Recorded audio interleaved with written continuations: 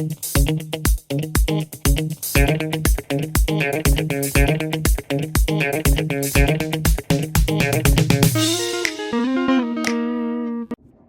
there, it's me again. So you all probably recognize the plant that's behind me, right? So the question today is, what will happen if I touch it? Although that one is too easy, right? So let's look at another question that might be a little bit more interesting.